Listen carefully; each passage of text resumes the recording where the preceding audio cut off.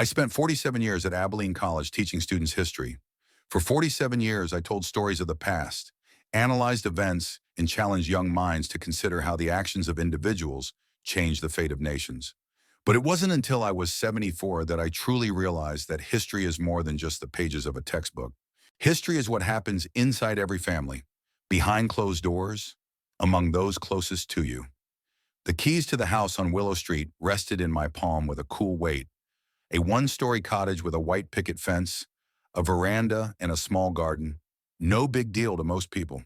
But for me, Ambrose Hemfield, this house was the fulfillment of a dream I'd been working toward all my life.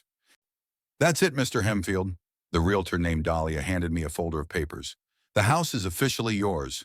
Congratulations on your purchase. I clenched the keys in my fist so hard that the metal dug into my skin. 50 years of frugality, giving up traveling, expensive things, even a new car, all for this moment. My late Elizabeth dreamed of a house like this, but she didn't live to see this day. 5 years had passed since her death, and every day I felt the emptiness in the place where her presence used to be. Thank you, I smiled, feeling an unaccustomed lightness. I hope the neighbors aren't too noisy. The neighborhood is quiet, mostly families and older couples. Your neighbor on the right is Mrs. Crawford, retired, former lawyer. On the left is the Parker family. He works remotely. She takes care of the kids. Two twin boys, about 7 years old but quite well-mannered. I nodded, no longer listening.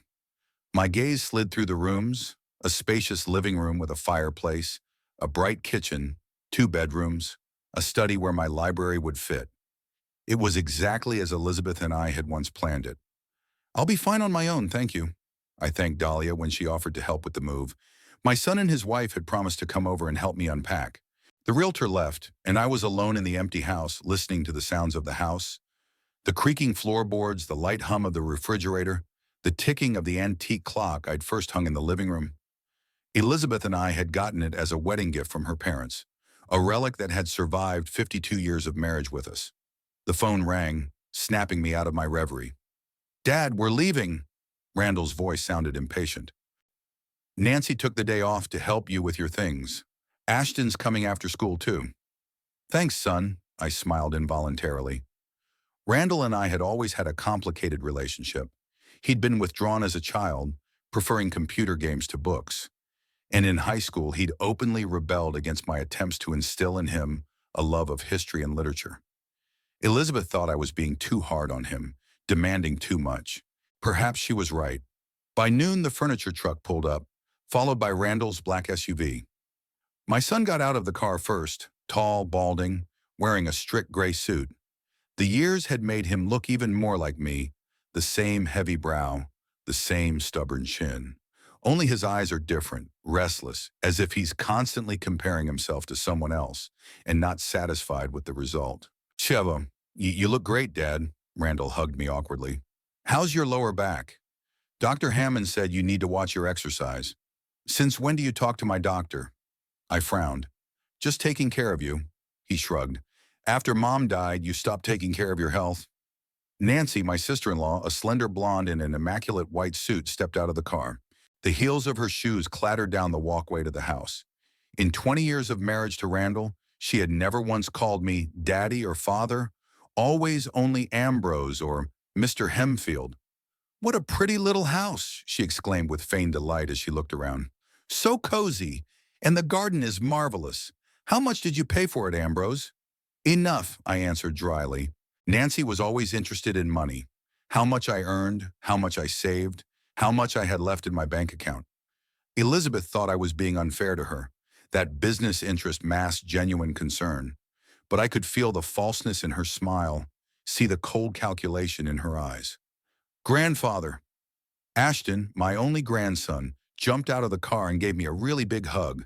At 18, he was a carbon copy of Randall as a young man, but he inherited his character from Elizabeth. Soft, sensitive, with a love of books and art. What a great house. Will you have your own library?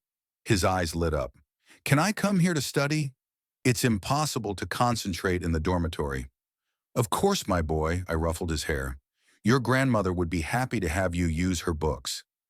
Nancy pressed her lips together. Ashton, don't tire your grandfather. Better help your father unload the car. The next few hours passed in a hectic pace of arranging furniture, unpacking boxes, arguing about where the sofa should go and how to hang the pictures. Nancy insisted on getting rid of the junk and updating the interior, and Randall encouraged her. But I was adamant. Every single thing in my house had its own story, its own value, especially the mahogany chess table where Elizabeth and I had spent thousands of evenings. For God's sake, Ambrose, Nancy rolled her eyes when I insisted that the table stand by the living room window. This junk is taking up so much space. Who's going to play with you now? I will, Ashton said quietly, and I squeezed his shoulder gratefully. By evening, the bulk of the work was done. Nancy opened the bottle of champagne they had brought with them. Here's to the new house, she proclaimed, raising her glass, and to a new chapter in Ambrose's life. We clinked glasses. Randall and Nancy exchanged quick glances, and something in the expression on their faces made me wary. But the moment passed, and soon they were talking about how wonderfully settled I was, how great it was that the house was one story. At your age, stairs are an unnecessary risk, and how they would be visiting me often. In fact, Dad, Randall coughed, Nancy and I were thinking, maybe you should appoint someone to be your proxy. You know, in case something happens, someone who can handle the finances. Sure, I'm perfectly capable of handling my own affairs, I said. And if something happens, was as you put it, I have a will.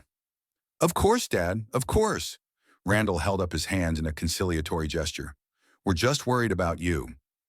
Nancy glanced at him, then smiled strangely. We only want to help, Ambrose. At your age, a lot of people are already... At my age, a lot of people are still teaching at universities and writing books. I interrupted. They don't need guardians. Dinner passed in a tense atmosphere. Soon Randall said they had to leave. Tomorrow was a work day and the drive home was almost an hour. Ashton asked permission to stay, but Nancy insisted he go with them. You have class tomorrow too, and Grandpa needs to rest. When they left, I sank into the chair with relief. A sudden knock on the door made me wince. An older woman with short-cropped silver hair and shrewd gray eyes stood on the threshold. Verity Crawford, she introduced herself, extending her hand. Your neighbor on the right. Thought I'd stop by and meet you. Ambrose Hemfield, I shook her dry but firm hand. Come in, Mrs. Crawford. Sorry about the mess. Just moved in. Shemana, call me Verity. She walked into the living room, looking around the room carefully. I saw your family leaving. Nice car. Does your son have a successful business? He works for an insurance company, I replied, offering her tea, and his wife is a realtor. Verity nodded, accepting the cup. I was a lawyer, she said. I specialized in real estate and probate law. 40 years of practice taught me how to read people and see their true motives. She paused, looking me straight in the eye. And I have to say, Mr. Hemfield, your sister-in-law reminds me of the type of client I've always tried to stay away from. I chuckled, appreciating her directness. You're very observant, Verity. Nancy is a complicated person. People rarely change, Verity sipped her tea. Nares hurried on, especially people who are used to getting what they want at any cost. We talked for another hour or so. Verity told me about the neighborhood, about her neighbors, about the best stores and cafes nearby. But what interested me most was her legal experience. I didn't ask directly about wills and powers of attorney. The memories of the conversation with Randall and Nancy were too fresh, but she seemed to read my mind. You know, Ambrose, she said before she left, if you ever need legal advice, especially about property, I'm always happy to help. Free of charge, neighborly. When Verity left, I sat in silence for a long time, staring at the chess table. Elizabeth often said that life was like a game of chess. You had to calculate your moves ahead of time and be ready for your opponent's unexpected maneuvers. I had laughed at her comparison at the time. Now, remembering the greedy gleam in Nancy's eyes as she looked around the house, Randall's persistent questions about my finances, I realized that the game had already begun. Except my opponents didn't know that I was never an easy target. In 47 years of teaching, I'd learned to see through the hypocrisy, to recognize the falsity beneath the mask of caring. And if Randall and Nancy were playing a game, I was ready to rise to the challenge. I walked to the window and saw the lights on in the house across the street. My new home, my fortress, my sanctuary at the end of my life. I will not let anyone take it away from me. In 2 weeks in my new home, I had settled in and developed a routine. In the morning, a cup of strong coffee on the veranda, then work in the garden or read in my new study, where I had finally organized all the books into sections. Ancient history, medieval, Renaissance, modern history. The bookshelves, like my mind, were organized chronologically, an order I had maintained my entire academic career. That morning, I searched for my copy of the will, not out of shrewdness. I just wanted to reread some of the clauses regarding the inheritance of the house. I went through the folders in my desk drawer, checked the safe, even examined boxes I hadn't yet unpacked. The document was nowhere to be found. I remembered exactly holding it in my hands the day I'd moved in, when I'd shown Randall the papers on the house. Along with the will, the same folder contained an insurance policy and a bank statement with an account balance, a sizable sum I'd set aside for unexpected expenses and maybe a little traveling. The entire folder was gone. An unpleasant feeling settled somewhere between my ribs. Of course, I could have simply put the documents in the wrong place or forgotten where I'd left them. At 74, memory sometimes fails even organized people like me. But an inner voice insisted that it wasn't a matter of forgetfulness. A phone call interrupted my search. It was Randall. "Hey, Dad, how's it going?" His voice sounded a little too cheerful. "Nancy and I thought maybe we could stop by this weekend and help with the garden. Nancy found a great landscaper." "Thanks, but I can do it myself," I replied. "By the way, have you seen my file? Remember when I showed you the deeds to the house? I can't find it." A short pause on the other end of the line made me suspicious. "Oh, those papers," Randall finally said. "Yeah, I think I accidentally took them. I wanted to make copies for my archives and forgot to return them." "I'm sorry, Dad. Why would you want copies of my personal papers?" I couldn't hide my annoyance. "I had my will, my insurance, my bank statements." "You know," Randall chuckled nervously, "just in case something happens and I don't know where to look. Don't worry, I'll have everything back over the weekend." I wasn't convinced by this explanation, but I decided not to insist over the phone. "Okay, I look forward to seeing you on Saturday," I said dryly and hung up. In the evening, I went out into the garden to plant roses, a hobby Elizabeth had instilled in me many years before. Through the hedge separating my plot from the neighboring one, I spotted Verity pruning lavender bushes. "Good evening, Ambrose," she nodded at me. "How's the place coming along?" "Not bad," I straightened, wiping my hands on my gardening gloves. "But there have been some strange." I told her about the missing documents. Verity frowned, her scissors frozen in the air. "I don't want to alarm you," she said slowly, "but in my practice, such accidents have often proved to be the first step in trying to manipulate the elderly and their assets, especially when significant assets are involved." She put the scissors aside and moved closer to the hedge. "Are you sure your lawyer's copy of the will is up to date? When was the last time you updated it?" That question got me thinking. I had updated the will after Elizabeth died, leaving most of the estate to Randall and Ashton, with some stipulations. But the new house wasn't included. I bought it after the document was drafted. "I think it's worth updating," I admitted. "And check who's named as your trustee in case of incapacity," Verity added. "That's just as important as the will itself." On Saturday, Randall and Nancy arrived as promised, but without Ashton. He has an important college project. Nancy brought furniture catalogs and fabric samples for curtains, though I didn't ask for them.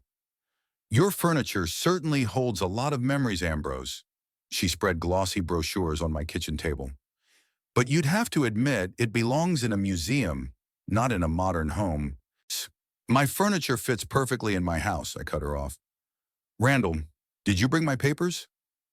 My son looked embarrassed. "I'm sorry, Dad. I forgot them at home, but we were just about to talk about it." He sat down across from me with his hands folded on the table, a gesture I always used when I was about to make an important statement, an unconscious imitation that in another situation might have moved me. "Nancy and I consulted with a financial advisor," Randall began. "He thinks that at your age it would make sense to get a joint bank account, so that I can help pay your bills if you start having a hard time." "I don't have a hard time paying my bills," I tried to keep my voice calm, "and I prefer to handle my own finances." Nancy joined the conversation, sitting down next to her husband. Ambrose, it's just a precaution. We can all see how you sometimes forget things, get confused about dates. Like what? I raised an eyebrow. Well, those documents you can't find. She smiled indulgently. Last time you forgot where you left your glasses, even though they were on your head. And for Ashton's birthday, you sent a card a week late. I felt a wave of anger rising inside, but I suppressed it. Elizabeth had always said that in chess, as in life, it was important not to show your emotions to your opponent. If you're concerned, Randall, I said flatly, I can get a medical exam, a full one. My doctor will certify that there is nothing wrong with my mental state. Randall and Nancy exchanged glances. Sure, Dad, Randall said hurriedly. But this isn't about your health. It's about practicality. What if you break your arm or end up in the hospital? Who's going to pay the bills? I have auto pay for regular expenses, I replied, and I'm perfectly capable of calling the bank from the hospital if I need to. Nancy was clearly losing patience. You know what? She stood up. I've had an appraiser come out to look at the house. For insurance purposes. I've already insured the house, I objected. I had it appraised when I bought it. But you must be overpaying, Nancy exclaimed. As a realtor, I know that many elderly people fall victim to unscrupulous insurance agents. Before I could answer, the doorbell rang. A young man stood on the doorstep with a clipboard and measuring tape. Brian Courtney, the appraiser, he introduced himself. Mrs. Hemfield invited me in.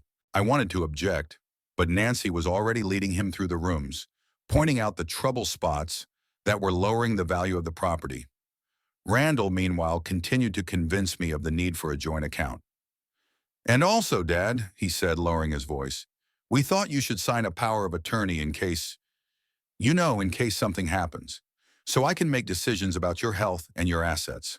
I felt the blood drain from my face. Slowly, the pieces of the puzzle came together. I'll think about it, I said, standing up.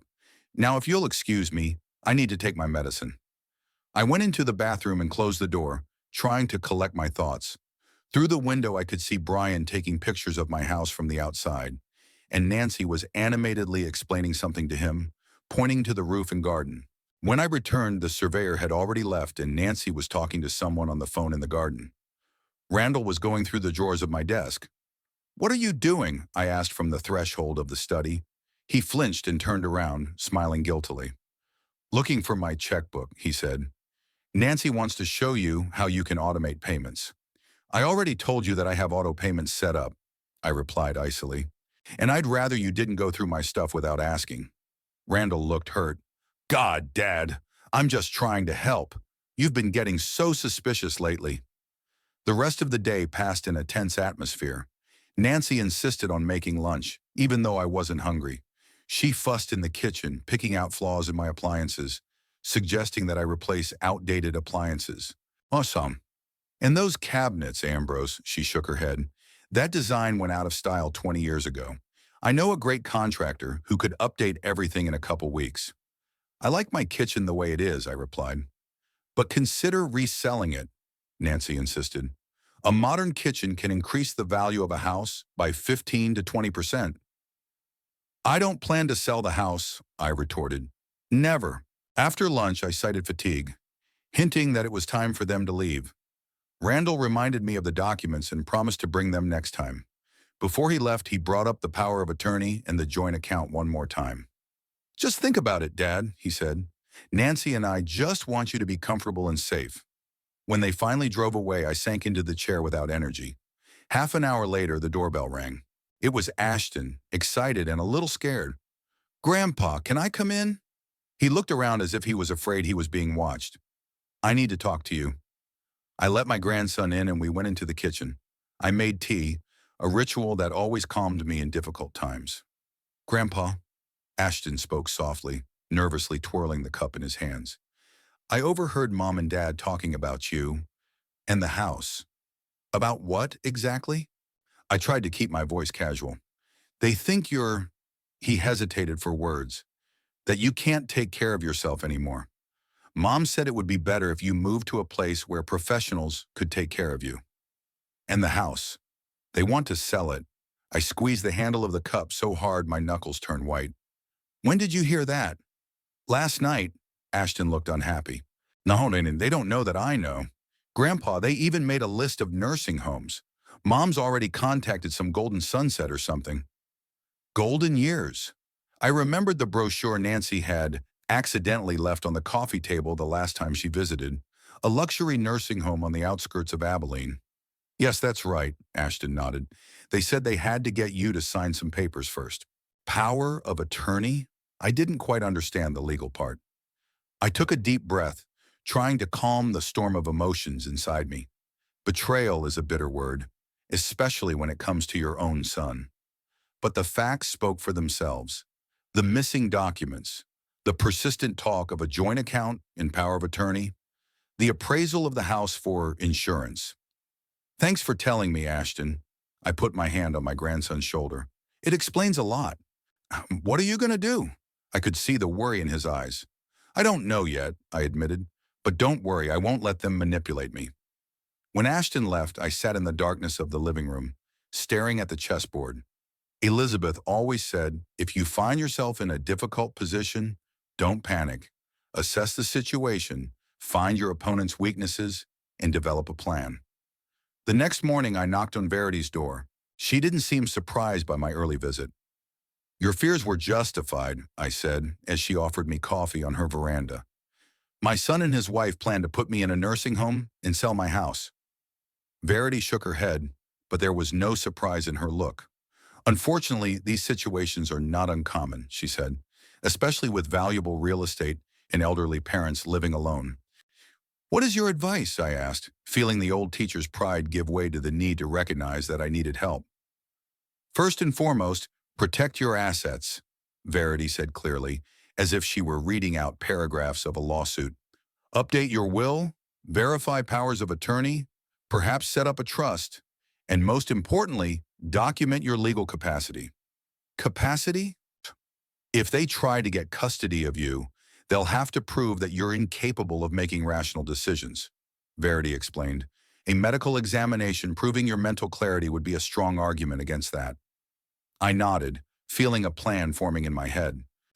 And another thing, Ambrose, Verity lowered her voice even though we were alone. If your son did take important documents, including the will, it may be more than just forgetfulness. He could have been studying them, looking for loopholes or even forged something. I grew cold at the thought. I don't want to accuse him without proof, Verity shook her head. But in my practice, I've seen children forge their parents' signatures on deeds of gift, power of attorney, and other documents. I remembered Randall's handwriting, so similar to mine that in college he'd sometimes sign field trip permits for me. It had seemed like an innocent prank at the time. Now, what do I do? I asked, feeling my resolve growing inside. The first thing you should do is change the locks, Verity said. Then check all your accounts, especially if Randall has access to your bank records. And find a good lawyer who specializes in protecting the rights of the elderly. I nodded, making mental notes. I know a notary public, Gerald Lindsay. We worked together in college. I think he might be able to help. Great, Verity nodded approvingly. And Ambrose, be careful. Don't show that you suspect anything. As long as they think you don't know anything, you have the advantage. On the drive home, I reflected on my son's betrayal. The pain of realizing that a family man was plotting to deprive me of my freedom and home was almost physical. But I couldn't allow myself to wallow in grief and resentment. What I needed now was a clear head and a cold calculation. Upon entering the house, I went straight to the safe hidden behind a painting in the study. Randall didn't know it existed. I'd installed it after I'd moved in. It held some valuable papers, some cash, and a thumb drive with electronic copies of important documents. An insurance policy I'd created a long time ago, not trusting digital storage completely. I pulled out the thumb drive and turned on the computer. A copy of the will was there, albeit outdated. There were also copies of bank statements, the purchase agreement for the house, and medical records with the results of my last checkup 6 months ago. On the computer screen, I drew up a plan of action. Change the locks, visit the bank, and check all the accounts, update the will, get a medical exam, Discuss with Gerald the possibility of setting up a trust that would protect the house from being sold. And most importantly, to do all of this in secret without arousing suspicion from Randall and Nancy. I couldn't believe I had to defend myself against my own son, the man I'd raised, the man I'd read books to before bed, the man whose broken knees I'd bandaged, the man I'd taught to play chess.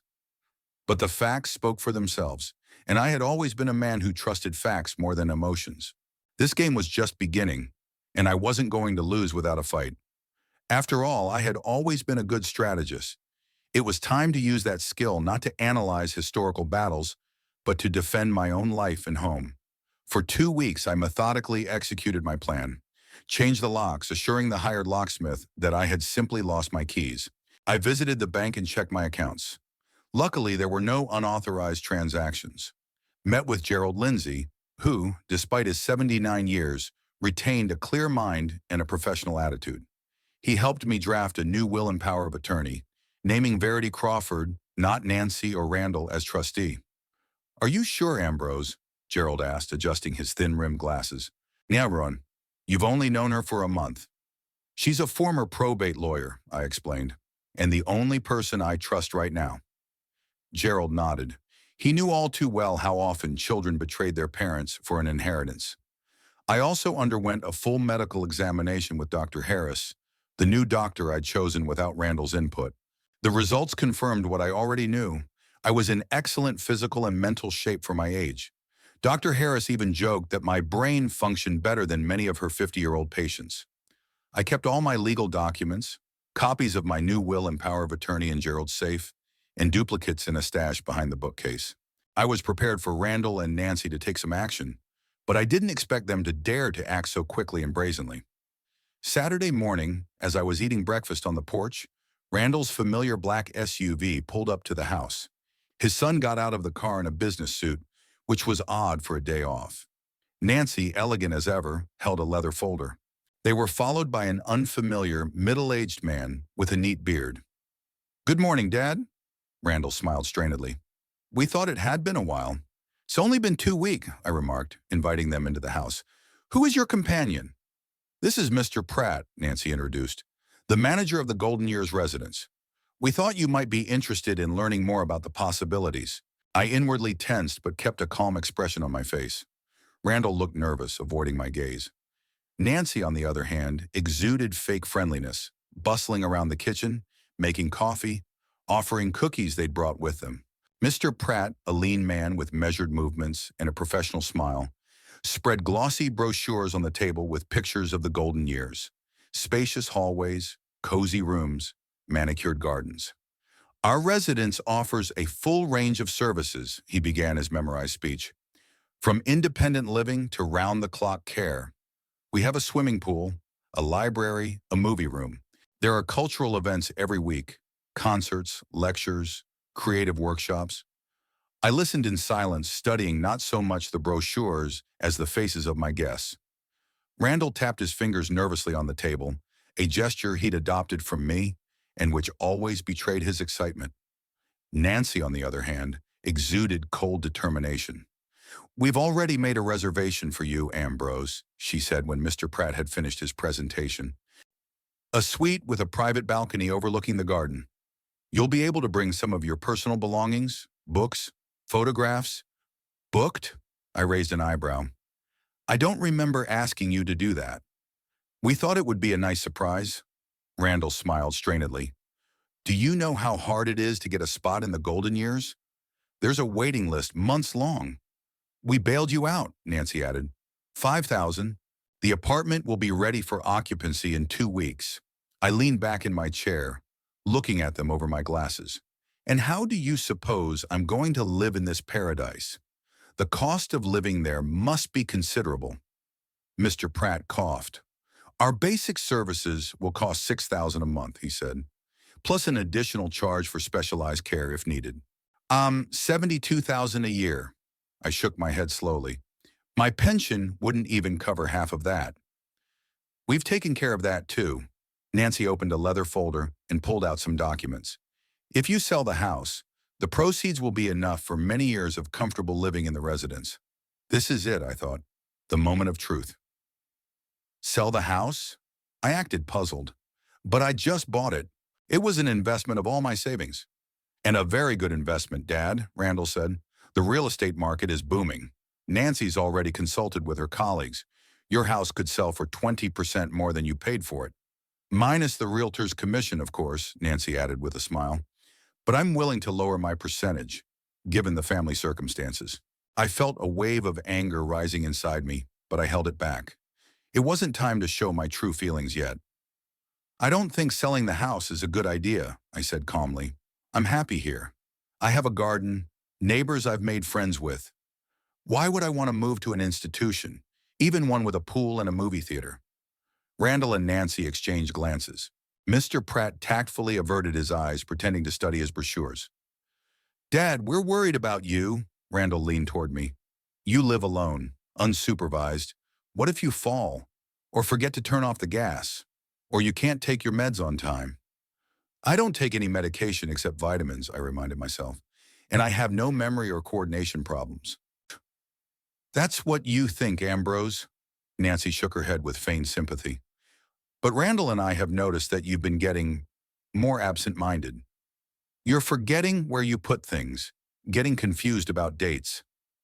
I'm a history professor, I said dryly. Dates are my specialty. Former professor, Nancy clarified. You've been retired for 4 years. 3 years, I corrected. And my memory's perfectly fine. Thank you for your concern. Nancy sighed impatiently. Look, Ambrose, let's be frank. You've reached an age when it's becoming dangerous to live alone. At golden years, you'll be cared for by professionals. You'll be able to socialize with your peers, participate in interesting activities, not have to think about domestic problems. Isn't that better than being alone in a big empty house? My house is not empty, I objected. It's full of memories, books, things I love. Things, Nancy snorted. Things are no substitute for human companionship, for caring. If you're so concerned about my loneliness, I said, looking at my son, why don't you visit me more often? Or Ashton? My grandson likes to spend time with me. Randall wrinkled his nose. We have work, Dad. Ashton has school. We can't come over every day to make sure you're okay. I don't ask for that, I said. I'm doing fine on my own. Nancy tapped her fingernails irritably on the table. Ambrose, you don't understand the gravity of the situation. Randall and I can see how you are degenerate. It's normal at your age, but it needs to be addressed. Degenerating? I raised my eyebrows. That's a strong statement. Do you have a medical degree, Nancy? Don't be sarcastic, she raised her voice sharply. Pourtant, we all know what's going on. You're becoming a liability, and the best solution is professional care in a specialized facility. Nancy! Randall cast a warning glance at his wife, but the mask of benevolence had already fallen. Nancy leaned forward, her eyes narrowed. Let's be honest, she said coldly. You've lived your life. Now it's your turn to think about the next generation. This house is a waste of resources. It should be sold and the money invested wisely. In your pocket? I asked calmly. For your family's future, she exclaimed. Ashton's going to graduate school soon, and it's expensive. Randall and I want to start our own business, and we need startup capital. And my house is supposed to be the source of that capital? I shook my head. Funny, I thought I bought it for myself. Randall stepped in, trying to smooth things over. Dad, no one is going to take the house away from you. We're just suggesting a better use of the assets. You'll get a comfortable residence, and the remaining money from the sale of the house will generate income that we can all enjoy. All of us, I grinned. Or just you and Nancy. We're your family, Randall looked hurt. Normally, it's only natural that we care about our financial well-being. Our own, I clarified. Nancy stood up abruptly. Enough of this farce, she said. We have all the necessary documents. Either you sign them voluntarily, or we'll have to go to court to have you declared incompetent. Mr. Pratt seemed stunned by this turn of conversation. He began to gather his pamphlets, muttering something about having to make a phone call. Stay, Mr. Pratt, I said. I was wondering how often you witness family scenes like this. The residence manager coughed awkwardly. Yeah, prefer not to comment. It's a delicate matter. I understand, I nodded. Then enlighten me on another matter. If I move to the golden years, do I have to sell my house? Mr. Pratt blinked. No, of course you don't. Many of our residents keep their properties, renting them out for extra income. Some leave their homes to their children but continue to be formal owners. Nancy gave him a searing look. Mr. Pratt, we have discussed this matter, she said through gritted teeth. In Mr. Hemfield's case, selling the house is the only way to finance his stay in your facility. I'm just answering the question. The superintendent shrugged. I turned to Nancy. So, you lied. Selling the house isn't necessary to move into the residence. We didn't lie, Randall objected. It's just that in your case, with your limited finances. Limited? I laughed. Son, you have no idea how much money I have. And you won't know as long as I'm alive. Nancy was losing her patience. That's enough. She pulled out a file and threw it on the table. Here's the deed to the house. Here's a power of attorney authorizing Randall to act on your behalf in all legal and financial matters. Sign it and we'll settle the move peacefully. I took the documents slowly, pretending to scrutinize them. In fact, a quick glance was enough for me to realize they wanted not just to sell the house, but to gain control of all my assets. And if I refuse? I asked, looking up. Then, Nancy leaned across the table to me, we'll go to court. We have witnesses to your absent-mindedness, your forgetfulness. Your primary care physician, Dr. Hammond, will testify that you're at high risk for dementia at your age. You bribed my doctor. I was genuinely surprised.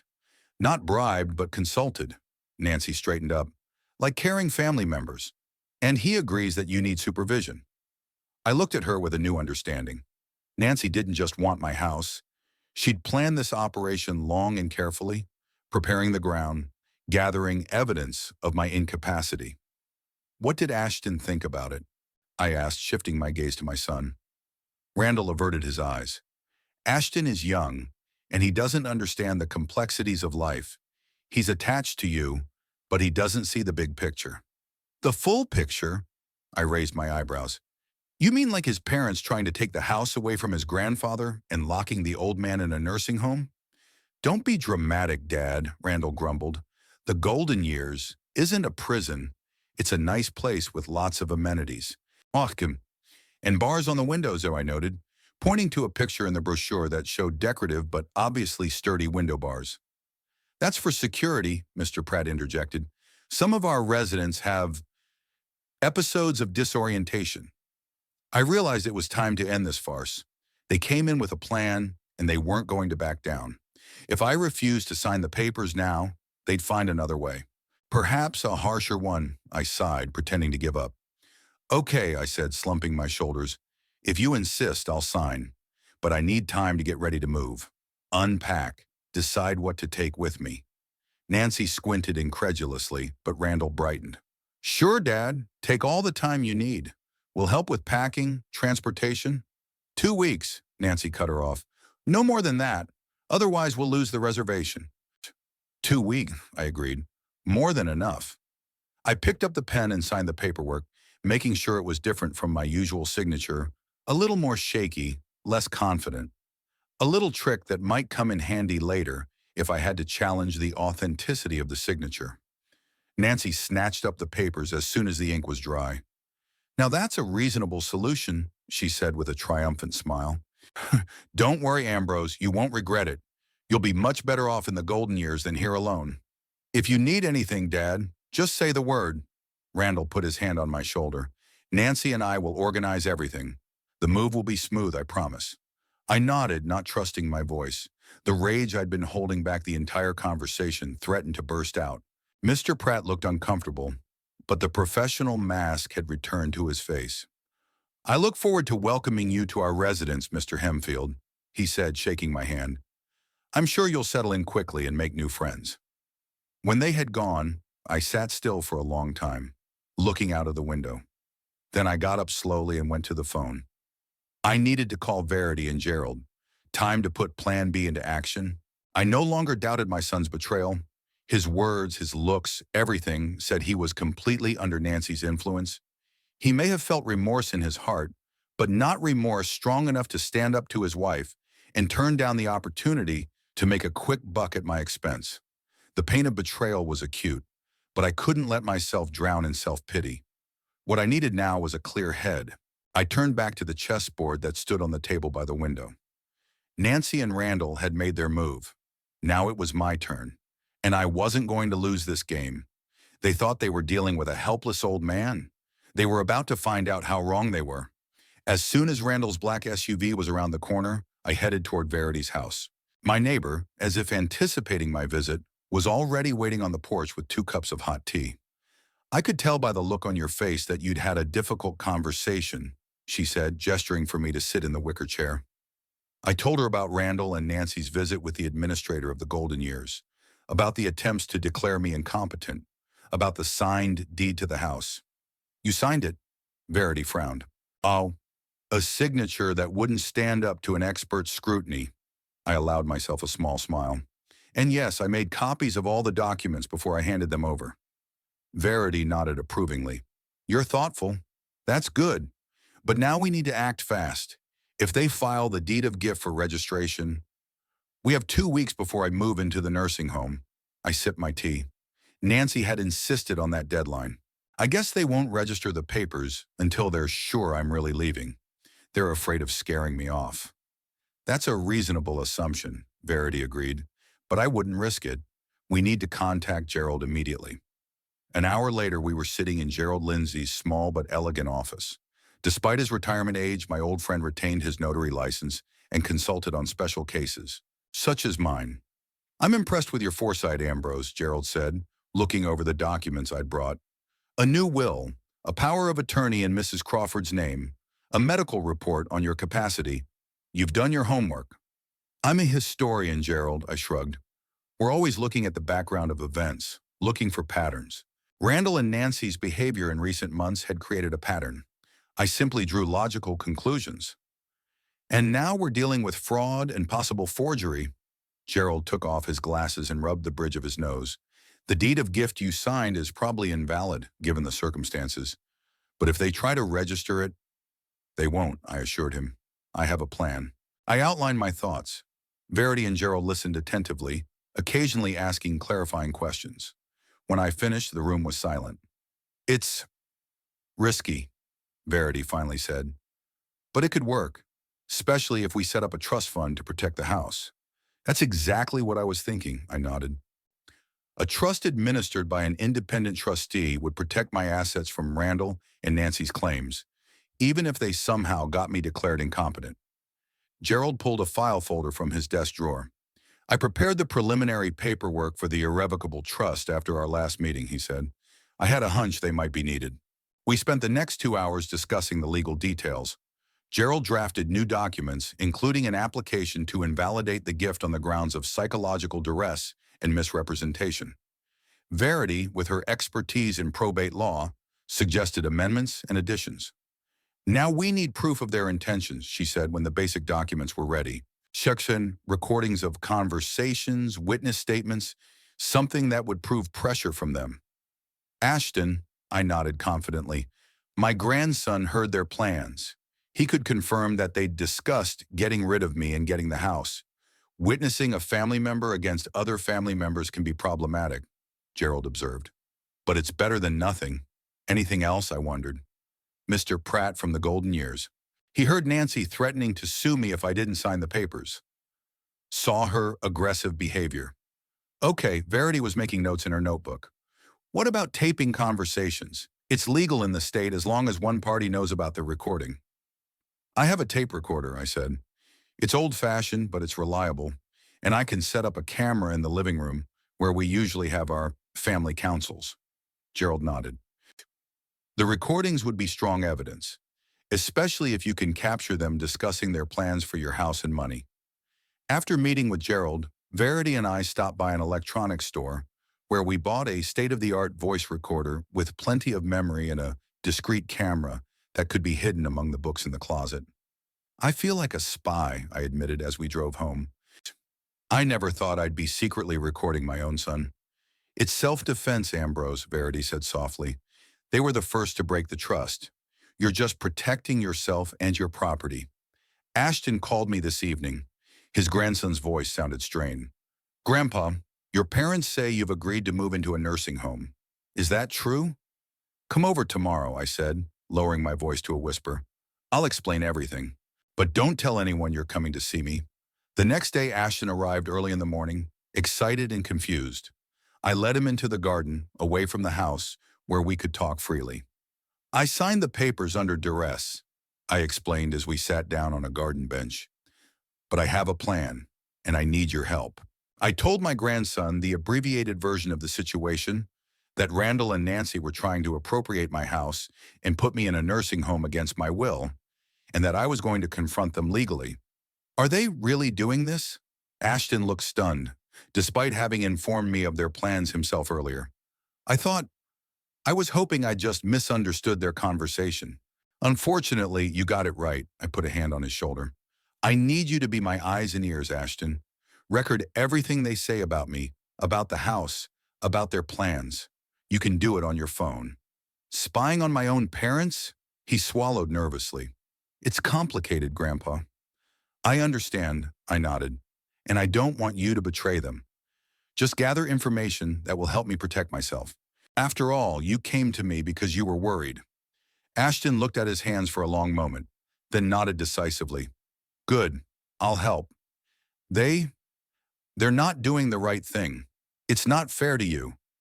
I hugged my grandson, feeling both proud of his moral compass and bitter at having to involve him in a family conflict. In the days that followed, I actively prepared to carry out my plan. I set up the camera in a bookcase, pointing it toward the living room where Randall and Nancy and I usually had our conversations. Hid the recorders in different parts of the house, transferred some of the money to a new account Randall didn't know about, and updated all the passwords. At the same time, I put on a show for my son and daughter-in-law. When they called, I spoke in a tired, depressed voice. I complained of memory problems, of difficulty with everyday tasks. I told them I had started packing for the move. I'm glad you've made this decision, Dad. Randall's voice sounded almost genuinely concerned. You'll be better off under the care of professionals. You're probably right, I sighed into the phone. This house is too big for me alone, and the stairs are becoming a problem. But you have a one-story house, Randall pointed out. Shinar? Oh yeah, I mumbled. I forgot. You see, my memory is already failing me. A week after I signed the deed of gift, Randall and Nancy arrived to help with the packing. I met them in my bathrobe and slippers, with my hair deliberately disheveled. Come in, come in. I fussily ushered them into the living room, where the recorder and camera were already turned on. I'd only just gotten up. The days are blending into one, you know. Nancy looked around the room with poorly concealed satisfaction. Her gaze slid over the furniture, the paintings, the books. Mentally, she was already disposing of these possessions. How's the packing going, Ambrose? She asked, taking a seat on the sofa. We thought you might need some help selecting things for the move. Yes, of course. I pretended to try to remember. I started with books, or clothes. I don't remember. Randall and Nancy exchanged glances. I told you, Nancy said quietly. His condition is getting worse. Maybe we should postpone the move until later, Randall suggested, lowering his voice but loud enough for the recorder to pick up. We'll see how it goes today, Nancy replied. Then louder, turning to me, let's start with the essentials. You'll have a small room in the residence, so we need to pick out only the really important things. I nodded with an absent look. Yes, of course. But what about the rest? Don't worry about that, Nancy smiled. We'll take care of everything. Some of it we can sell, some of it we can give to charity. And the chess table? I pointed to the mahogany table. I cherish it as a memento. It's too bulky for a small room, Nancy said. And who's going to play with you in the residence? There are other activities there. Group activities, a TV in the common room. I lowered my head, feigning humility. You're right, dear. Who needs an old table? Why don't you sell it? It's an antique, should bring good money. Nancy is instantly revitalized. Oh, don't worry about it. We'll find a good use for it. All day they went through the house, selecting things for the move, a minimum of personal belongings, a few photographs, a couple of books, anything of value Nancy marked for herself. Elizabeth's jewelry, the collection of old coins I'd been collecting for decades, antique furniture. What about financial matters? I asked over lunch, trying to play forgetful. I'll need to pay for the residence, right? Sorry, it's already organized, Dad, Randall said quickly. We'll take care of the payment. You have nothing to worry about. Out of my money? I frowned as if trying to grasp a complex concept. Partly, Randall answered evasively, and partly from the sale of the house. But I gave the house to you. I looked at him with feigned surprise. Why would I sell it? Nancy interjected. Ambrose, we've discussed this. It's unsustainable to keep an empty house. Selling it would create a financial cushion for you to live comfortably in the residence for years to come. What if I don't live very long? I asked innocently. Where will the rest of the money go? Randall choked on his water. Dad, don't say that. You'll live a long time. But still, I insisted, looking at them with innocent eyes. Naturally, the money will stay in the family, Nancy replied. But let's not talk about such gloomy things. Of course, I nodded. Just senile curiosity. By the time they left that evening, I had hours of recordings of their conversations among themselves when they thought I couldn't hear. Nancy was openly discussing how much they could get for the house, what furniture they should sell, and what they should keep for their new country home they were planning to buy. Oh, I'll contact an antiques appraiser tomorrow, she told Randall.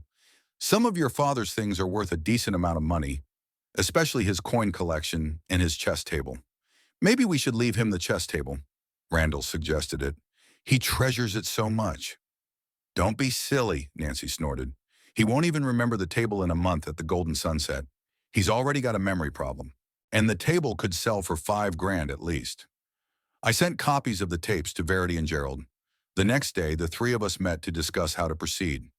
There's enough evidence, Gerald said after listening to the tapes. We can file a petition to invalidate the gift and start the lawsuit now. No, I shook my head. I want them to show their cards completely. Let them think they've won, that I'm completely at their mercy. It's risky, Ambrose, Verity warned. If they register the deed of gift, they won't be in a hurry, I countered. They're afraid of spooking me, and we've already set up the trust, so even if they somehow get title to the house, it'll be much harder to challenge the trust. Gerald tapped his fingers on the table thoughtfully. What exactly are you planning, Ambrose? I smiled, feeling the excitement of a chess player cornering an opponent. I want them to dig their own hole, a deep one, and I want them to jump into it willingly. I laid out my plan. As I spoke, Verity and Gerald's faces grew more and more surprised. Are you sure you want to go that far? Verity asked when I was finished. Sure, it would be painful for everyone involved, especially Ashton. Ashton is tougher than he looks, I said, and he deserves to know the truth about his parents. Besides, I'm going to take care of his future, regardless of Randall and Nancy. Gerald nodded slowly. I'll help you, Ambrose. Your plan is risky, but it could work. And admittedly, I like the idea of teaching people who try to take advantage of elderly relatives a lesson. Then it's settled, I straightened up, feeling energized. Operation Checkmate. In the days that followed, I continued to play the role of the disoriented old man, calling Randall at odd hours with incoherent questions, complained to Nancy about problems managing finances, asked them to help with everyday tasks he used to do without difficulty. I'm getting worse, I said in a shaky voice over the phone. Sometimes I forget where I am. Yesterday I was looking for Elizabeth all over the house. Oh, God, Randall sounded worried, and for a moment I almost believed it was genuine. Dad, maybe we should speed up your move. You shouldn't have to live alone like this. No, I'll be fine before the date, I objected hastily. It's just that sometimes there are moments. At the same time, I was secretly meeting with Gerald and Verity, preparing the legal basis for my plan. We drew up a new will, set up a trust where we transferred ownership of the house and most of my assets, and prepared a petition to invalidate the gift. Ashton kept up his part of the plan, recording my parents' conversations. Thanks to him, we learned that Randall and Nancy had already contacted a potential buyer for my house, discussing a preliminary price and planning a deal as soon as I moved into the golden years. We have to act fast, Nancy said on one of the recordings, before the old man changes his mind or says too much to the neighbors. He won't change his mind, Randall objected. You can see his condition is getting worse every day. Soon he won't even remember he had a house. And yet, Nancy insisted, the sooner we finalize the golden years deal and sell the house, the better. Ashton handed me this tape with tears in his eyes. Grandpa, I can't believe they're talking about you like that. It's like, it's like you're not a person anymore. I hugged my grandson, feeling a sharp pain for his disappointment in his parents. Greed makes people blind, Ashton. They don't see me. They only see the house, the money, the things they can get. What are you going to do? He asked. When are you going to reveal to them that you know everything? Soon, I promised. Very soon. And I want you to be there when it happens. You have to see the consequences of their actions. That evening, I received a call from Nancy. She sounded excited. Ambrose, we have great news. We've arranged with Golden Years for you to move in 5 days early. This Saturday. Can you believe it? Someone turned the place down, and they're ready to take you in immediately. So soon? I played confused, but I haven't finished packing yet. Don't worry, she interrupted. Sarah, Randall and I will come tomorrow and help with everything. You'll be all set by Saturday. Okay, I sighed with feigned doom. If you think that's best, believe me, Ambrose, you won't regret it. The Golden Years is a beautiful place. You'll love it. I hung up the phone and called Verity and Gerald right away. The time for the final act of our play had come sooner than we'd planned. We had to speed up the preparations. Be ready for tomorrow, Verity said. I think they're going to try to get you to sign some more papers before we move. I'll be ready, I assured her, and they'll get more than they expect. I spent the evening checking the cameras and recorders, rereading the documents Gerald had prepared, mentally rehearsing my speech. It wasn't just a fight for a house or money. It was a fight for my dignity, for the right to decide my own fate. I lay awake long into the night, thinking about the coming confrontation. Not about Randall and Nancy. I had already accepted their betrayal. I thought about Ashton, about how this conflict would affect him. But in the end, I decided that the truth, however bitter, was better than a comfortable lie. My grandson deserved to know who his parents really were. In the morning, I was calm and focused. I set the final traps, checked the recording devices, made sure all the paperwork was in place. When the doorbell rang, I was fully prepared for the final game of this chess game. Randall and Nancy stood on the doorstep, followed by Ashton, looking miserable.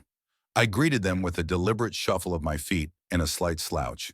Come in, I said slowly, pausing as if I was having trouble forming my thoughts. I'm almost ready, I think.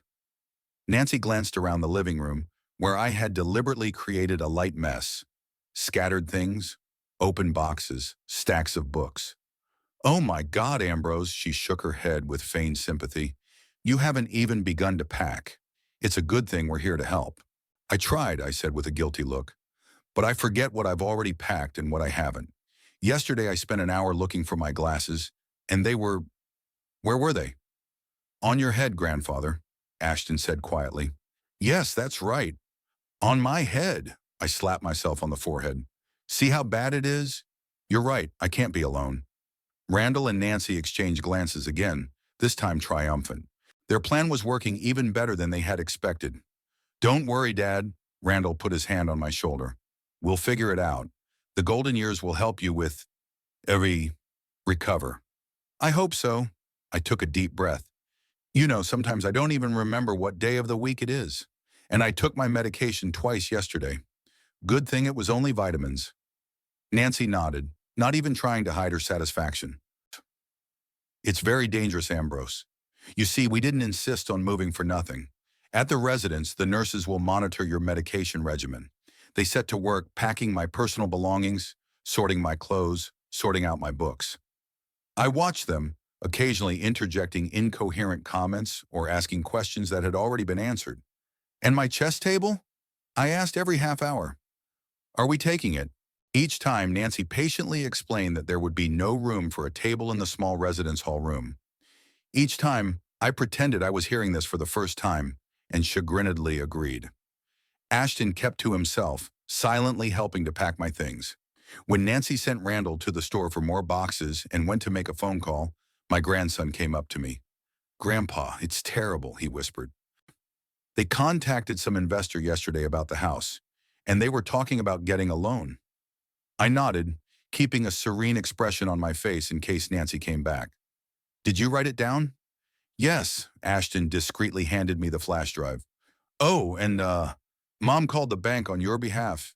She used some kind of power of attorney, trying to get the account balance. That was news. I didn't expect them to act so quickly. Thank you. I tucked the flash drive into my robe pocket. Hang in there a little longer. It'll all be over soon. When Nancy returned, she was unusually animated. She was packing vigorously, glancing at her watch. Is something wrong, dear? I asked innocently. You look worried. Everything's fine, Ambrose, she smiled. We just have a lot to do today. We have to get you ready to move and get to the bank before it closes. The bank? I frowned. Why?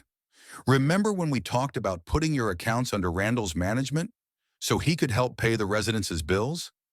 Oh, yes, I nodded absently. The accounts, of course. But can't I manage my own money? In your condition, Ambrose, Nancy shook her head, you'd better leave it to Randall. He's your son. He'll take care of everything. When Randall returned, I discreetly turned on the tape recorder in my robe pocket.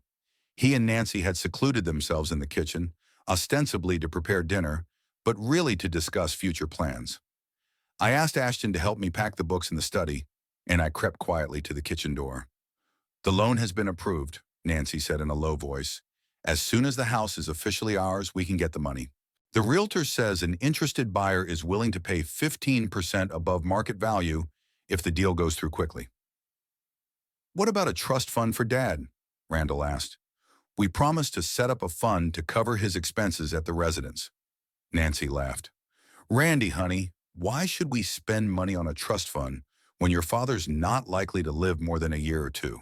You can see his condition. He's deteriorating. Still, Nancy? Randall's voice sounded uncertain. He's my father. I don't want him to be unsupported. Don't be silly, Nancy cut him off. Golden Years provides basic care as part of the insurance. That's enough. And we need the money and for the new business, for the vacation we've been dreaming of, for Ashton's education. So, Mom, speaking of Ashton, Randall lowered his voice even more. He hasn't been himself lately, always defending his grandfather, asking questions about our plans. You don't think he suspects something? He's just a sentimental boy, Nancy said. After Ambrose moves in, he'll calm down, especially when he finds out that part of the money will go to his education. I quietly returned to the study, where Ashton was methodically packing books. They're planning to use the money from the sale of the house for their business, I whispered, and they say I won't live more than 2 years. Ashton's face contorted with anger and pain. How can they? It's disgusting. Hush, I put my hand on his shoulder. Let's keep playing our parts. Soon they'll get what they deserve. After lunch, Nancy announced that we had to go to the bank. I agreed with the look of a man who doesn't quite know what's going on, but trusts his loved ones. At the bank, the manager met us in a separate office. Nancy introduced me as her father-in-law, who needs help with financial management due to declining health. Do you have power of attorney? The manager asked. Nancy pulled out some papers. Deal. Here, a power of attorney signed by Mr. Hemfield giving his son Randall Hemfield the authority to manage his accounts. The manager scrutinized the document. Everything looks in order, he said at last. What exactly do you want to do?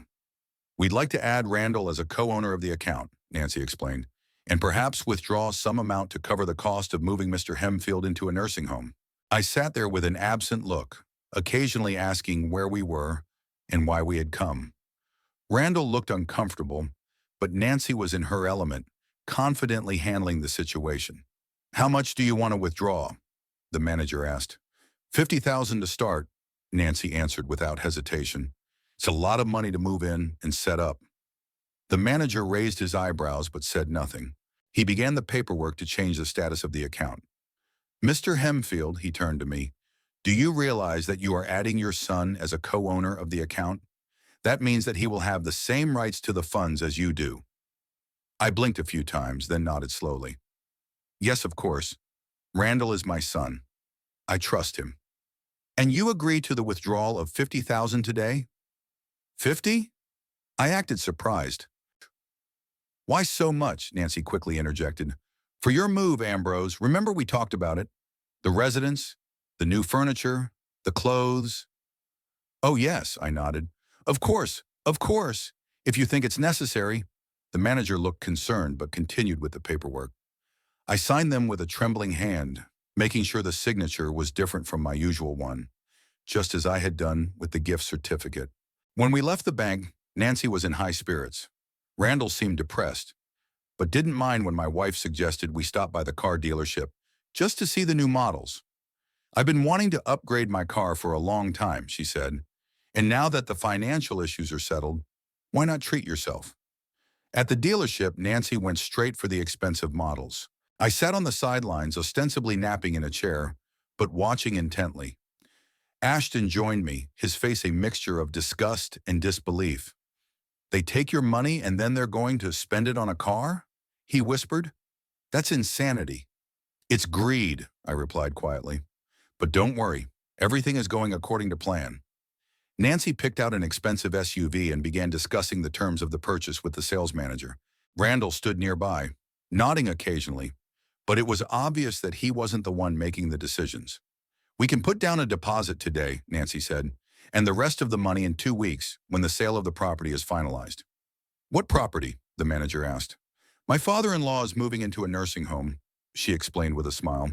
We are selling his house. The deal is in the final stages. I squeezed Ashton's hand, letting him know he should remain calm. My grandson was ready to jump up and tell his parents what he thought of them. After the car dealership, Nancy wanted to stop by the jewelry store. There she tried on expensive necklaces and bracelets, telling Randall that she could finally afford decent jewelry. Toward evening, we returned to my house where Verity was waiting for us. Upon seeing her neighbor, Nancy frowned.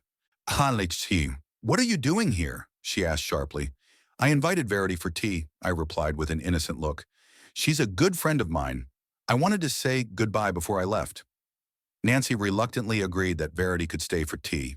While Randall continued packing and Ashton helped him, Verity and I sat on the veranda, and Nancy paced nervously nearby, clearly disturbed by our conversation. How are the preparations for the move going? Verity asked loud enough for Nancy to hear. Good, I sighed. It's sad to leave home, though. I've longed to live here for the rest of my days. Are you sure that's necessary? Verity cast an expressive glance in Nancy's direction. Alas, I shook my head with a sad look. My son and his wife think I need supervision. Perhaps they are right. I am becoming forgetful, absent-minded. Nancy moved closer, making no secret of her displeasure at Verity's presence. Ambrose needs professional care, she said coldly. It's dangerous to live alone at his age. I understand, Verity nodded. What will happen to the house? We'll sell it, Nancy answered quickly. It's unsustainable to keep an empty house. And the money from the sale? Not sure it will be used to keep Ambrose comfortable in the residence. Nancy smiled, but her eyes remained cold. His well-being is our top priority. Verity nodded, but I could tell by the look in her eyes that she didn't believe a word of it. When Verity left, Nancy voiced her displeasure. Why are you telling outsiders about our family affairs, Ambrose? She spoke through her teeth. It's nobody's business. Verity is my friend, I feigned offense. I wanted to say goodbye. Next time, consult with us before you invite guests, Nancy said. Time is limited, and we have a lot to do before you move in. That night, when Randall and Nancy left, promising to return tomorrow morning to finish packing, Ashton stayed with me. He insisted, telling his parents that he wanted to spend one last night with his grandfather before he moved. They're horrible people, Ashton said when we were alone. Especially Mom. How can she do that to you? Don't judge them too harshly, I sighed. Greed is a powerful motivator. It eclipses reason, conscience, even kinship. But Dad, he's your son. How can he be a part of this? Randall's always been weak-willed, I shook my head. Even as a child, he was easily influenced by stronger personalities, and Nancy's a strong person. No doubt about it. We sat up late into the night, discussing a plan of action for the next day. Ashton was determined to help me confront his parents, even if it meant conflict with them. In the morning, Verity and Gerald arrived. We went over all the evidence we'd collected, the taped conversations, the bank records, a copy of the forged power of attorney Nancy had used to access my accounts. Impressive, Gerald said, looking through the materials. With this, We can easily prove the invalidity of the gift deed and attempted fraud. I contacted the manager of Golden Years, Verity said. Mr. Pratt is willing to testify about how Nancy presented the situation and what arguments she used to expedite your move. Good, I nodded. Now we need to prepare for their arrival. They'll be here in an hour. We set up the cameras and recorders so that we could record everything that would happen. Gerald and Verity were to wait in the next room until a certain point. At exactly 10 o'clock in the morning, Randall's car pulled up. I met them at the door, again playing the role of the disoriented old man. Good morning, I smiled uncertainly. Are you following me?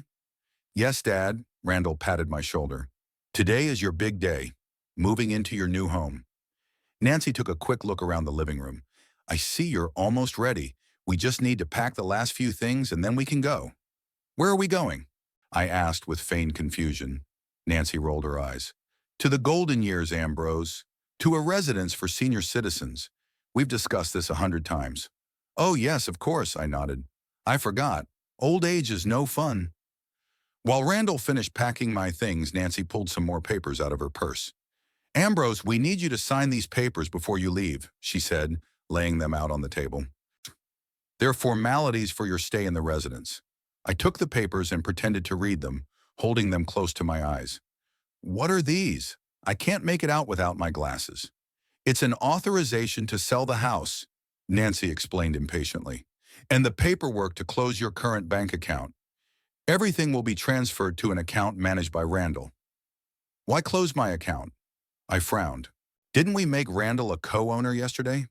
Nancy looked a little embarrassed. Yes, but it would make it more convenient to manage your finances, one account instead of two. I slowly looked up from the papers.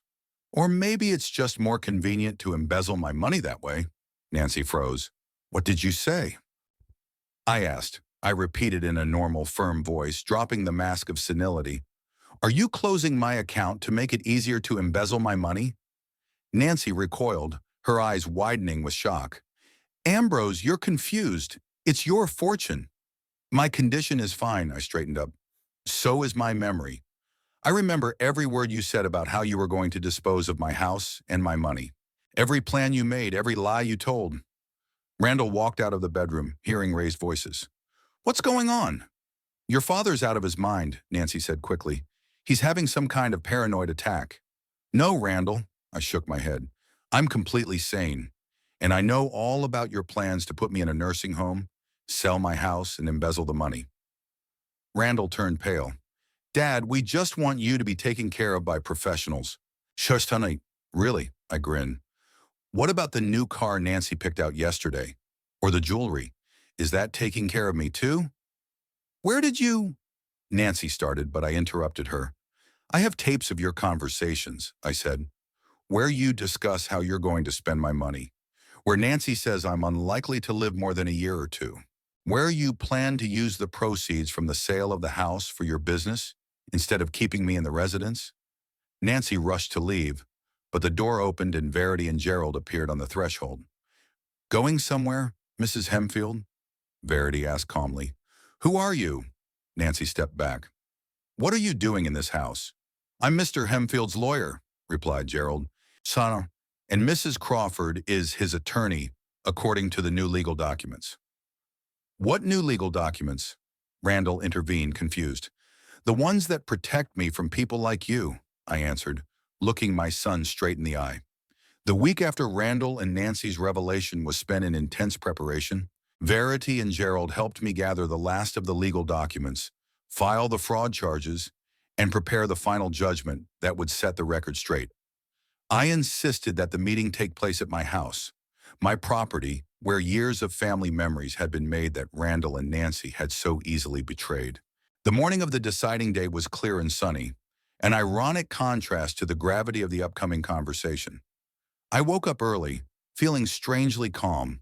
The pain of the betrayal hadn't gone away, but the determination to defend myself and punish the perpetrators gave me strength.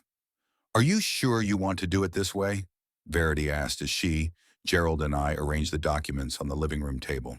There's no need for a personal confrontation. Your lawyer could... No, I shook my head. They'd have to hear it from me, in person, to see for themselves the consequences of their actions. Gerald nodded understandingly. Public exposure had its value, especially for those who thought their victim was too weak to defend themselves. At 11 in the morning, Ashton's car pulled up, an older sedan he'd bought with money from a part-time job in college. His grandson entered the house, tense but determined. "They're coming," he reported. "Mom was furious about your demand to meet, but Dad insisted. He thinks you're going to apologize and agree to their terms." I snorted. Randall had always been an optimist, though in this case, it bordered on self-delusion. "I recorded their conversation in the car on the way to your place 3 days ago." Ashton held out his smartphone to me. "Listen to it." Nancy's voice came out of the speaker. "He's a stubborn old man, but he'll give in sooner or later. Where can he go? Living alone at his age is dangerous, and the residence offers all the services he needs. We just have to be more persistent." "I don't like pushing my father," Randall objected. "Shy, he seemed really upset last time." "He's manipulating you, Randy," Nancy replied, "using your filial affection. But we both know he needs professional care. And the sooner we sell the house, the sooner we can start a new life. What if he refuses to move? Then we'll file for a declaration of incapacity. We have enough evidence of his absent-mindedness and disorientation." I turned off the tape, feeling a wave of anger rising inside. "They're not giving up," I shook my head. "Despite the exposure, they're still planning to put me in a nursing home and sell my house."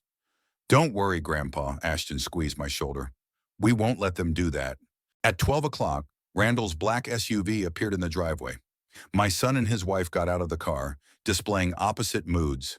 Randall looked uncertain and guilty, Nancy determined and irritated. I met them at the door dressed in my best suit, the one I wore to important college events. Standing up straight, I felt not like a 74-year-old man, but like a man ready to fight for his freedom and dignity. "Come in," I said dryly. "We're going to have a serious conversation." Nancy looked around the living room, noticing Verity, Gerald, and Ashton sitting at a table with papers spread out on it. "What's this?" she frowned. "We thought this was going to be a family meeting." "It was," I nodded. "It's just that my understanding of family had changed in recent weeks." Randall looked confused. "Dad, if this is about the nursing home again—" "Sit down," I interrupted, pointing to the chairs across from me. "And listen to me." They sat down reluctantly. I took a seat at the head of the table, feeling like a judge passing judgment. 3 months ago, I began, looking them in the eye, I bought this house. My dream house. The place where I planned to spend the rest of my life remembering Elizabeth and our happy years together. I paused. "Almost immediately afterward, you began an operation to seize my property and imprison me." "That's not true," Nancy was indignant. "We're just concerned for your health and safety." "Please don't lie," I raised my hand. "I have recordings of your conversations. This one, for example, made 3 days ago." I turned on the tape provided by Ashton. As the voices sounded, Nancy's face paled with rage, and Randall's head lowered further and further. "This is illegal," Nancy hissed when the tape ended. "You had no right to record our private conversations." "Actually, I did," Gerald interjected. "In the state of Texas, the law allows a conversation to be recorded if one party is aware of it and agrees. In this case, Ashton was that party." Nancy turned to her stepson with an expression of utter betrayal. You were spying on us." "I was protecting Grandpa," Ashton replied firmly, "from your manipulation and greed." "But that's not all," I continued, pulling out other documents. "Here's a copy of the deed of gift on the house, which you forced me to sign under duress. Here's the power of attorney with a forged signature that you used to access my bank accounts. And here's the bank records of the $50,000 withdrawal from my account, the money that was supposed to go toward my settling in at the nursing home, but instead was spent on a down payment for a new car." Randall finally looked up. "Dad, I can explain." "Don't bother," I shook my head. "I know everything. I know how you planned to sell my house right after I moved into the golden years. I know that you calculated that I was unlikely to live more than a year or two. I know about the loan you were going to take out against a house you didn't even own yet." Nancy jumped up. "This is all because of her," she pointed at Verity. That woman turned you against us. She wants your money. Verity calmly endured the attack. Mr. Hemfield is smart enough to recognize lies and treachery on his own. I only helped him protect his legal rights. I raised my hand, calling for silence. Now for the consequences, I said, pulling out another document. The deed of gift you forced me to sign is null and void. The power of attorney you forged is also null and void. The bank has already been informed of the fraud, and the money will be returned to my account. Nancy's face contorted with anger. You can't do that. We have a legal right. You have no rights to my property, I cut her off. But that's not all. I took the last document from the table. It's a new will, drawn up and certified last week. It transfers my house and most of my property to a trust managed by an independent trustee. A trust? Randall looked confused. Yes, I nodded. A fund from which I can draw for my own use, but which is protected from any attempted seizure. And when I die, the house and the remaining assets will go to Ashton, the sole beneficiary. Nancy turned pale. You're disinheriting Randall? Your only son? I'm protecting my estate from those who tried to take it away during my lifetime, I replied. And I'm securing the future of the only family member who has shown honesty and integrity. Randall finally found his voice. Dad, I know we made a mistake, but we were really worried about you. The life of a lonely elderly man is full of risks. Don't lie now, son. I looked him straight in the eye. You weren't worried about me. You were worried about my money and my house. You let greed and weakness of character overshadow your duty as a son. Randall shrank back, unable to find the words to justify himself. Nancy, however, was not about to give up. We're going to contest the will, she declared. We'll prove that you were incapacitated when you signed it. Gerald grinned. Good luck with that. We have medical reports from 3 independent specialists confirming Mr. Hemfield's full capacity, plus video footage of him making and signing the will, which clearly shows that he is acting knowingly and voluntarily. In addition, I added, trying to contest the will only make your situation worse. Gerald has already prepared statements to the police about fraud, forgery, and attempted misappropriation of property. If you insist on continuing the conflict, those statements will be filed. Randall turned pale. You're going to sue me? Your own son? I hope it won't come to that, I replied. But it depends on what you do next. There was a heavy silence. Nancy sat with her arms crossed over her chest, a look of impotent rage on her face. Randall looked broken, realizing the magnitude of his betrayal and its consequences. What about the down payment on the car? Nancy finally asked. And the other expenses we've already made, counting on my money, I finished for her. That's your problem. I'm not going to reimburse expenses made as a result of fraud. Shauna, so, but we don't have enough money, Nancy exclaimed. We were counting on selling the house. You may have to reconsider your financial plans, Verity said dryly, and your lifestyle. Ashton, who had been silent until then, rose from his seat. Mom, Dad, he said firmly, I've decided to move in with Grandpa. I'm going to live with him and help around the house while I continue my college studies. What? Nancy stared at her son. You can't do that. I can, Ashton replied calmly. I'm 18. I'm an adult. And I prefer to live with a man who teaches me honesty and dignity, not manipulation and greed. That was the final blow. Nancy jumped up, grabbed her purse, and headed for the door. We'll come back to this conversation, she tossed over her shoulder. When you all come to your senses. Randall rose slowly, looking 10 years older. Dad, he stammered, unable to find the words. I don't know what to say.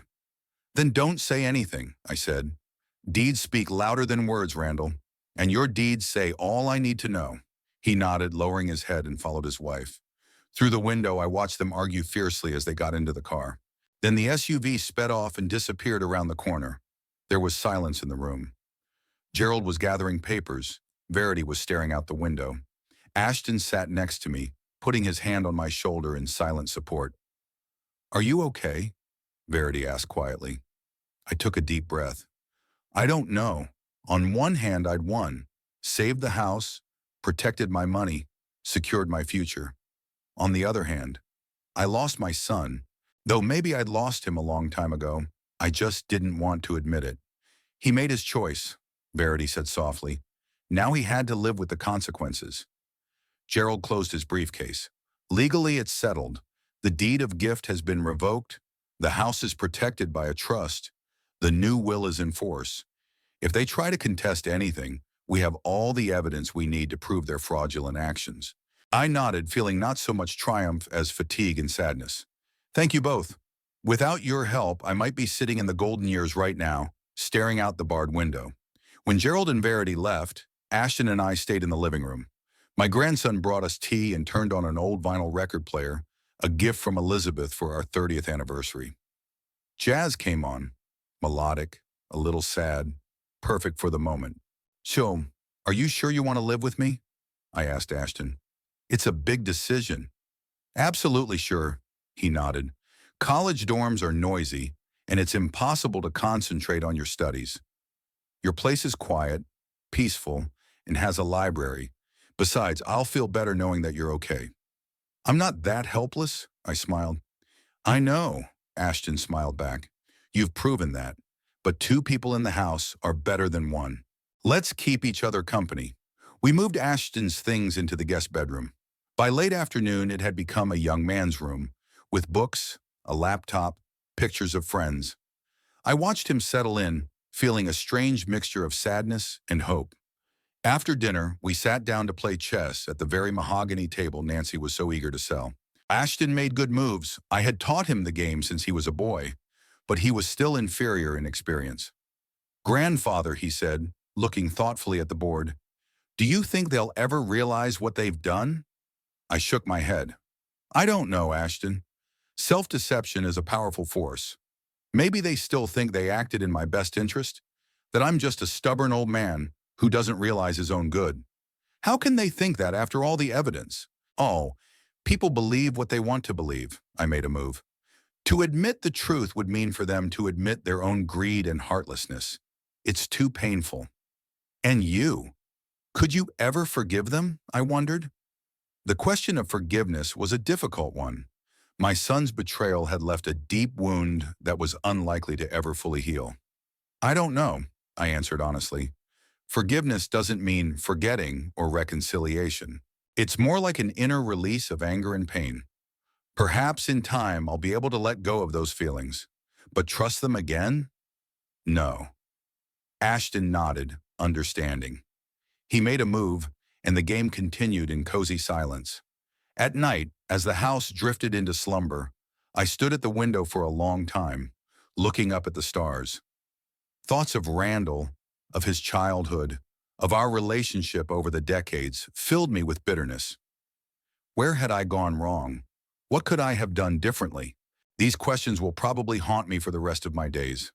But in the morning, waking up to the aroma of freshly brewed coffee and the sound of soft music from the kitchen, I felt a glimmer of hope. Ashton was already up, making breakfast, whistling something under his breath. Good morning, Grandpa, he smiled when he saw me. How did you sleep? Not bad. I sat down at the table, taking a cup of coffee. And you? Great. I never slept so well in the dorms. It's too noisy. We ate breakfast, discussing plans for the day. Ashton was going to college for a lecture, and I was going to the garden, where I'd been meaning to plant new roses for a long time. You know, I said when he was about to leave, despite everything that's happened, I don't regret buying this house. It really was a new beginning for me, just not in the way I expected. Ashton smiled. For me too, Grandpa. For me too. As I watched him drive away in his old sedan, I thought about the irony of life. I had lost a son, but gained a new bond with my grandson. Lost illusions, but gained clarity. Lost a piece of the past, but gained a chance at a new future. At 74, I was beginning a new chapter of life, with the bitterness of betrayal in my heart, yes, but also with a determination not to let that bitterness poison my remaining years. With gratitude for loyal friends, for my grandson, for the home that had become my fortress, I headed out to the garden with gardening tools and rose seedlings. Today was a good day for planting, a day for new beginnings. The sun was shining brightly, the ground was warm and moist from the recent rain, and I was, against all odds, free.